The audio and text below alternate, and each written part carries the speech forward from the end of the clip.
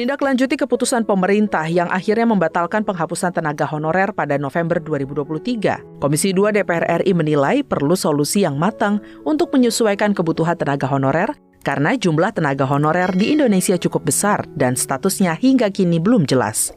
Hal tersebut ditegaskan Ketua Komisi 2 DPR RI Ahmad Doli saat memimpin rapat pertemuan terkait tenaga honorer di Provinsi Sumatera Utara. Ia menjelaskan saat ini DPR RI dan Kementerian Pan-RB akan terus mencari solusi untuk penyelesaian masalah tenaga honorer terkait penghapusan tenaga honorer di instansi pemerintah mulai November 2023 mendatang. Waktu itu Saudara Menteri minta beberapa waktu mereka untuk sinkronisasi dan harmonisasi dengan asosiasi kepala daerah. Mudah-mudahan di masa sidang yang berikut besok kita sudah bisa melaksanakan rapat kerja. Terus kemudian konsep itu kita tuangkan dalam peraturan perundangan, apakah bentuknya peraturan pemerintah. Waktu itu sih konsepnya peraturan pemerintah, ada sekitar 2 atau 3 peraturan pemerintah lagi yang akan diterbitkan yang nanti akan kita bahas untuk menyelesaikan secara tuntas semua masalah tenaga honorer. Dalam kesempatan yang sama, anggota Komisi 2 DPR RI Ongku Hasibuan meminta agar kebijakan terkait tenaga honorer ditinjau kembali. Sekarang 3 jutaan lebih, 3.900.000 orang. Apakah mereka nanti otomatis mau diberhentikan di November 2023? Terus siapa yang mau melayani masyarakat? Nggak sesederhana itu juga gitu loh. Oke, disediakan outsource, apa bisa secepat itu menyelesaikan itu? Saya usul kepada Menpan-RB, jangan gegabah, ya, jangan buru-buru. Kita harus carikan solusi yang baik bagaimana supaya transformasi ini berjalan secara mulus. Dari Sumatera Utara, Rizky Kurniawan, TVR Parlemen, melaporkan. Assalamualaikum warahmatullahi wabarakatuh. Salam sejahtera untuk kita semua. Kali ini kami akan membahas informasi seputar honorer dan CPNS dengan tema, jelang dihapus. Ini kabar terbaru soal honorer PNS, yang kami lansir dari CNBC Indonesia. Untuk itu, langsung saja kita simak informasinya. Kabar terbaru soal pegawai honorer datang dari Menteri Pendayagunaan Aparatur Negara dan Reformasi Birokrasi PANRB, Abdullah Azwar Anas.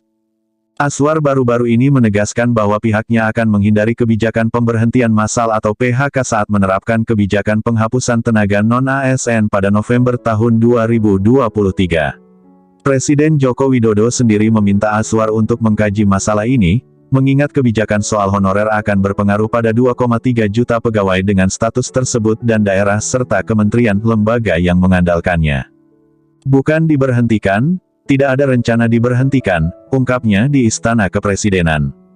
Meski tidak diberhentikan, dia mengaku tengah meramu opsi konkret untuk menangani tenaga non-ASN yang ada di lingkungan pemerintah pusat maupun pemerintah daerah saat ini, seperti tenaga honorer, pegawai tidak tetap, pegawai tetap non-PNS, dan tenaga kontrak, yang totalnya mencapai 2,3 juta orang.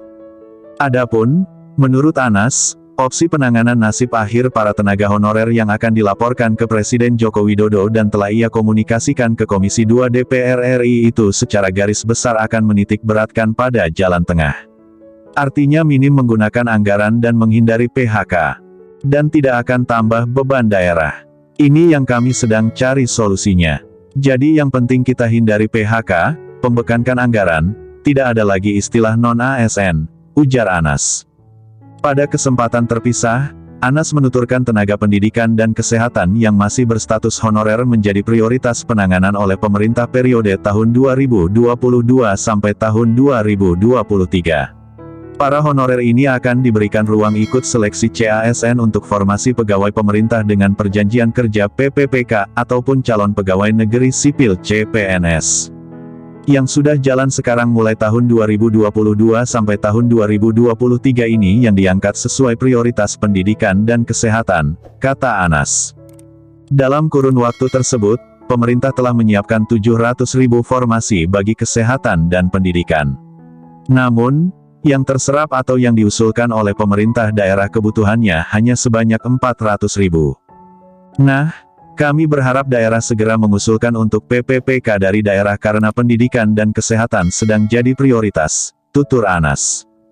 Namun, tidak hanya untuk periode 2022 dan 2023 saja, Anas menuturkan tengah menyiapkan formasi lebih banyak pada 2024. Dia melihat akan ada lowongan untuk menjadi CASN pada tahun itu sebanyak 1 juta lebih formasi.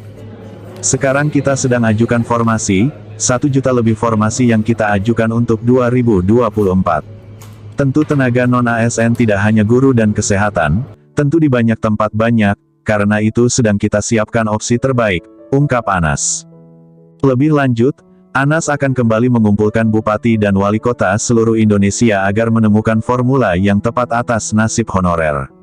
Di mana tidak ada pemutusan hubungan kerja PHK, namun juga tidak membebani anggaran negara maupun daerah. Ini sedang kita selesaikan, sedikit lagi lah, imbuhnya. Hal ini mengingat pada beberapa daerah, peran honorer sangat penting dan strategis. Demikian informasi mengenai jelang dihapus. Ini kabar terbaru soal honorer PNS, semoga bermanfaat, terima kasih.